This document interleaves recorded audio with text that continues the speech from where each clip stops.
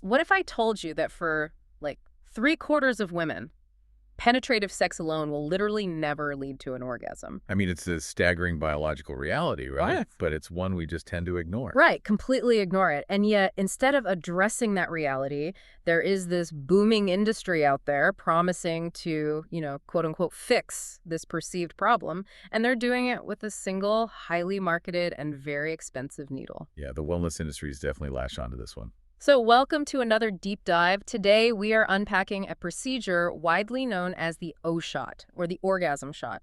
And the mission here is simple. Can this injection actually make orgasms easier to achieve for you? Or, is this just a classic case of clever marketing running miles ahead of the actual science? Exactly. And to figure that out, we've got a really fascinating stack of sources today. We're pulling from clinical guidelines from the UK's NHS. Specifically, the Lister Medical Psychology Department's work, yeah. Right. Plus systematic reviews of platelet-rich plasma therapy, some really eye-opening clinical trial evaluations out of Oklahoma State University, and, well, the actual claims from the women's health clinics selling this shot. It's a lot of data to run through the ringer, but it's so necessary because the claims are just, well, they're huge. They really are. Okay, let's unpack this. If you're listening to this and you've ever wondered, why your own body doesn't react the way movies or romance novels tell you it should, that NHS Leicester statistic is the perfect place to start. Yeah, it really resets the baseline. They point out that roughly 75% of women never or rarely reach orgasm during penetrative intercourse alone. 75%, that's the vast majority. Exactly. For most women, steady, targeted clitoral stimulation is just, it's an absolute non-negotiable requirement. Which, that completely reframes how we should even be defining sexual dysfunction in the first place, right? Totally. Because if your baseline expectation is built on this fictional standard that penetrative sex alone should be this instant fireworks-producing event, then millions of women are basically diagnosing themselves with a problem they don't actually have. Right, they think they're broken. But when genuine difficulties reaching orgasm do occur, the medical consensus shows it's almost never just like one isolated mechanical failure. No, it's an incredibly intricate blend of physical realities and psychological hurdles. Let's linger on the physical side for a moment, because the NHS sources highlight things that feel so obvious, but they're entirely overlooked in our hustle culture, like basic tiredness. Oh, absolutely. Chronic exhaustion is a massive factor. Right. Like if you are chronically exhausted, your body's biological priority is sleep and, cellular recuperation. It's not sexual gratification. It makes total evolutionary sense. Yeah. You are simply not going to focus on pleasure if your nervous system is essentially running on fumes. Yeah, you're just trying to survive the day. But beyond pure exhaustion, there are these profound biochemical and structural factors too. Medication side effects, for example, play a massive role. Oh, like antidepressants. Exactly. SSRIs specifically are notorious for blunting physical arousal. They alter the neurochemistry in a way that can make climax feel literally physically out of reach, no matter how mentally engaged you are. That's so frustrating for people experiencing it. And we also see major life events fundamentally altering the physical landscape of the pelvis. Right. Think about childbirth trauma, episiotomies, or pelvic surgeries. And then there's the massive hormonal shifts of menopause, right? Mm-hmm. Which can lead to thinning tissues and a really severe loss of natural lubrication. Yeah, the physical barriers are definitely daunting. But the mind-body connection is where this gets truly complicated. It really does. The NHS materials describe this psychological phenomenon called spectatoring. And I think almost everyone has experienced this in some form, even if they, didn't have a word for it. Oh, for sure. It's essentially when you mentally step outside of your own body during intimacy. Yeah, it's this profound state of mental detachment. Instead of experiencing the physical sensations in the moment, you just retreat into your own head. You basically become an observer of your own performance. It's like trying to fall asleep by aggressively staring at the clock. The harder you try to force it, the further away it gets. That is a great analogy. You're waiting for the orgasm to happen, wondering if you're taking too long. Wondering if your partner is getting bored or frustrated. And that internal monologue causes a massive spike in anxiety, which actively suppresses the physiological arousal response. Right, because your body is going into fight or flight. You literally cannot will an orgasm to happen through sheer force of concentration. You just can't. Add in external psychological pressures like relationship tension or body image insecurities. Or even just a lifetime of negative cultural messaging about sex. It creates a perfect storm. Your nervous system is essentially hitting the brakes while you are actively trying to hit the gas. Exactly. So with all that in mind, the condition is complex, it's deeply psychological, rooted in stress, spectatoring, and complex hormonal shifts. Right, which is why I struggle to understand how injecting blood plasma into tissue fixes a mental roadblock. I mean, how does the O-shot claim to actually work on a biological level? Well, to understand the mechanism, we have to isolate the underlying technology, and that is platelet-rich plasma, or PRP. Okay, so PRP, break that down for us. So PRP is an autologous biological product. That just means it's derived entirely from your own body. Which sounds appealing to a lot of people. It sounds very natural. Right. And the procedure starts quite simply. A clinician draws a small amount of your blood, roughly 10 cc. It's exactly like a standard physical exam blood draw. Okay, here's where it gets really interesting, though. They don't just take that blood and inject it back into you as is. They put it through a highly specific two-spin centrifugation method. Yes, the centrifuge is key here. The first spin separates the heavy red blood cells, which fall to the bottom and are basically discarded. And then the second spin. The second, much faster spin is designed to isolate and concentrate the platelets. So what the clinician is left with is this golden, viscous liquid. That is the platelet-rich plasma. Got it. So they apply a heavy topical numbing cream, obviously, and then this plasma is injected directly into the clitoral body and the anterior vaginal wall. Yeah, and looking at the clinical details in the sources, the injection mapping is quite precise. How precise are we talking? Well, according to a 2022 retrospective study in our stack, clinicians often inject the plasma into 4 cardinal points around the clitoral shaft. Think like 12, 3, 6, and 9 o'clock. Oh, wow. Okay. And then they inject the remaining volume into the anterior vaginal wall, which is commonly known as the G-spot area. But, I mean, why go through this elaborate process to isolate platelets specifically? Because platelets are basically the body's first responders for tissue healing. Like when you get a cut on your finger, the platelets rush to the fight to clot the blood. But they do much more than that, right? They do. They carry this massive payload of growth factors. Okay, what kind of growth factors? We're talking about specific chemical messengers like PDGF, TGF-beta, and VEGF, which stands for vascular endothelial growth factor. The alphabet soup of healing. So the theory behind the O-shot is that by artificially concentrating these growth factors and injecting them into the genital tissue, you're essentially sending out a massive distress signal. Exactly. You are telling dormant stem cells in the area to wake up and start working. It's like biological fertilizer for the pelvic floor. You're calling in a massive construction crew to an abandoned site. That's a great way to put it.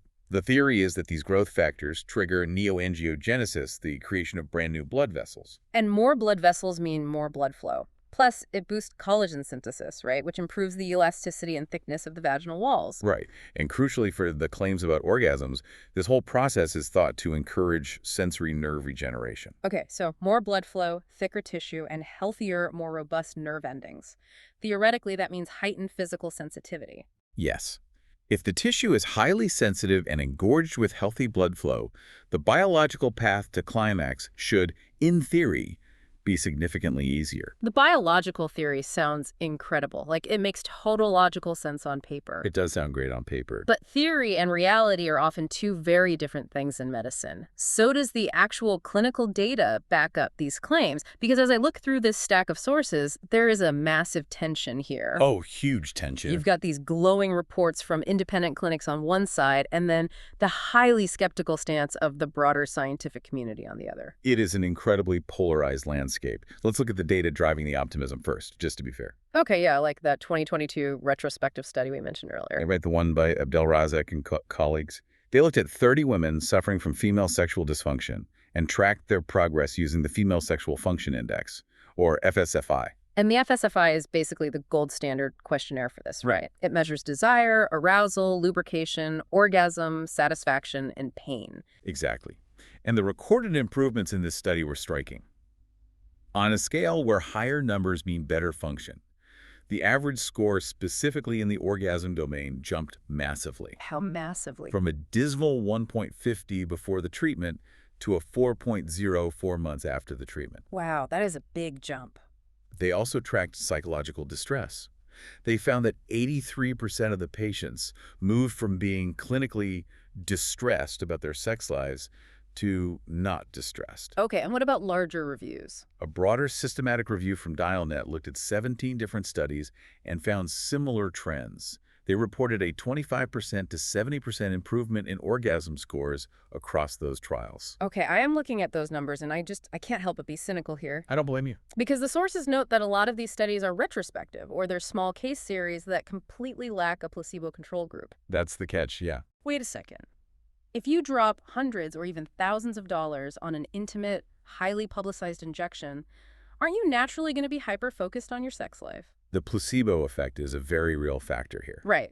If you're going through this intense medical ritual, you are probably communicating more with your partner, you're paying more attention to your body, and prioritizing intimacy. So how do these studies separate actual biological healing from a massive, incredibly expensive placebo effect? That skepticism is entirely validated by independent researchers who actually tried to verify these exact claims. Okay, let's talk about the Oklahoma State University evaluation from 2024, because they dug into the national database of clinical trials. Yes, they wanted to see what the absolute highest level of evidence actually proves. And when they stripped away the uncontrolled retrospective studies and looked only at rigorous registered trials testing PRP for female sexual dysfunction. The drop-off was staggering, wasn't it? It really was. Out of 18 clinical trials registered, only 3 had actually published their results. Wait, only 3? Just 3. And of those 3 published gold standard trials, crucially, none of them sound statistically significant improvements in sexual satisfaction or arousal when compared to a placebo. None of them. 0. None. When put to the rigorous test, the significant improvements just weren't there. So we have glowing reviews from the clinics selling the procedure and 0 statistically significant proof from the gold standard trials. Why is there such a massive gap? What's fascinating here is how the DialNet systematic review explains this disconnect. The underlying scientific evidence is profoundly fragmented. Fragmented how? Like the methods are different. Exactly. One clinic might spin the blood at a certain speed for 5 minutes. Another clinic uses a different centrifuge for 10 minutes. Oh, I see. One doctor injects 2 milliliters of plasma, another injects 10. Some patients receive a single session, while others undergo 4 sessions spread out over months. It's like trying to evaluate whether a specific workout routine builds muscle, but one test group is lifting heavy weights, another is doing light yoga, and a third is just stretching for 5 minutes. That's exactly it. You cannot draw a single, reliable scientific conclusion from such a chaotic, non-standardized data set. Right. And because of this lack of rigorous evidence, major regulatory bodies have drawn a very hard line. They have. The UK's NHS, the FDA in the US, NCE, and the Royal College of Obstetricians and Gynecologists, none of them endorse the O-shot as a recognized first-line treatment. I read the FDA has even issued broad safety communications warning against unproven vaginal rejuvenation procedures. They categorize these aesthetic treatments as experimental, Which is a very clear warning label for consumers. So we have to separate the marketing myths from the clinical reality, because clearly some women are finding relief, even if it's not the miracle cure the internet claims it is. True. So let's start by dismantling the most pervasive myth, which the expert insights from the women's health clinics address directly. Okay, let's hear it. The myth is the magic button theory. It's the idea that if a woman has never had an orgasm in her entire life, this shot will suddenly make it happen. Right. If a woman has never climaxed, which is a condition known as primary anorgasmia, the root of the issue is almost always neurological or psychological, right? Exactly. Or related to deeply ingrained anatomical nerve routing. It is not a structural deficiency that a burst of growth factors can suddenly rewrite. So the clinics themselves clarify that regenerative treatments like PRP are designed to restore lost function. Yes, they're virtually incapable of creating entirely new function where none existed in the first place. That distinction changes everything. So what does this all mean? Who is actually walking into a clinic and getting real results from this? The patients who see the most profound benefits are those dealing with severe secondary physical issues. Okay, give me an example. Consider a condition like lichen sclerosus. This is a chronic inflammatory skin condition that causes thin, white, patchy skin on the genitals. And that's incredibly painful, right? It makes the tissue prone to tearing. Yes, it turns intimacy into a source of physical agony rather than pleasure. Sure. Or consider women dealing with deep, rigid scar tissue from a severe vaginal tear or an episiotomy during childbirth. Okay, so in those specific cases, you have physically damaged, compromised tissue that desperately needs the wound healing properties of those platelet growth factors. Exactly. Your construction crew analogy actually applies perfectly there. Another major demographic is women experiencing genitourinary syndrome of menopause, or GSM. Right. As estrogen levels plummet during menopause, the vaginal walls physically thin out. They lose their elasticity and stop producing natural lubrication. Now, the standard medical treatment for that is topical estrogen therapy, isn't it? It is, but some women absolutely cannot use hormonal therapies. For instance, breast cancer survivors. Oh, of course. For them, PRP injections offer a vital non-hormonal alternative to try and rejuvenate that tissue and reduce the pain of intercourse. Notice what we are not talking about here, though. Orgasms. Right, exactly. For these specific patients, the O-shot isn't acting as a direct orgasm booster. It's healing damaged, painful tissue. And if sex is no longer a physically excruciating experience, if the tissues are healthier and naturally lubricated, it becomes infinitely easier for the nervous system to relax. You stop spectatoring, you stop anticipating pain, and you can finally engage in the moment. The easier orgasm is a secondary, indirect benefit of the primary tissue healing. The improvement in sexual function is a beautiful byproduct of the physiological repair. But even for patients suffering from severe pain or atrophy, reputable evidence-based clinics do not immediately jump to injecting blood plasma. Which brings us to the evidence-based hierarchy of care. This is so important. Yes, it really is the roadmap we need to follow. If you are listening to this and you're experiencing orgasmic difficulties, pain, or a sudden change in your sexual health, the medical consensus from bodies like NICE is incredibly clear. You do not start at step 3. You do not skip straight to expensive, experimental injections. Okay, so what are step 1 and step 2? Step 1 is built entirely on self-care and lifestyle adjustments. It might sound overly simple, but it's foundational. Like using high-quality hyaluronic acid-based vaginal moisturizers. Exactly. To maintain tissue health on a daily basis, not just applying a lubricant right before intimacy. Step 1 also includes pelvic floor physiotherapy. The pelvic floor muscles are the literal engine of an orgasm. They're the muscles that physically contract during climax. Yes, and learning how to properly engage and, just as importantly, relax those muscles can drastically alter your physical sensation. And going back to the very first statistic we mentioned, that 75% of women need steady clitoral stimulation. Step 1 heavily emphasizes masturbation and the use of vibrators. You have to provide the consistent, targeted stimulation that standard penetrative positions simply do not offer. Right, and step 1 also involves open, shame-free communication with your partner to dismantle that performance anxiety we talked about. If those foundational steps aren't resolving the issue, the hierarchy moves to step 2. These are proven, well-studied medical options. So for menopausal tissue changes, the absolute gold standard endorsed by Night's Eyes is topical vaginal estrogen, right? Yes, because it directly replaces the exact hormone the tissue is missing, effectively restoring thickness and elasticity. There's also vaginal DHEA, right, a non-estrogen hormonal option. Right. Extensive studies show it significantly improves vaginal epithelial thickness and daily secretions. And we cannot ignore psychosexual therapy at step 2. Oh, absolutely not. If the root of the orgasmic difficulty is that spectatoring we discussed, chronic stress, or past trauma, cognitive behavioral approaches are the way to go. Yeah, sensate focus exercises and therapy are the proven, peer-reviewed ways to rewire that mind-body connection. You simply cannot inject your way out of relationship anxiety or deep-seated stress. If we connect this to the bigger picture, sexual function is a complex web of hormones, blood flow, and psychology. It is only when step 1 and step 2 have completely failed that we arrive at step 3. And step 3 is the interventional experimental treatments like the O-shot. Exactly. It's an option of last resort for tissue repair, not a first-line fix for a Friday night. So to bring this all together for you, the O-shot represents a genuinely fascinating application of regenerative medicine. It really does have potential.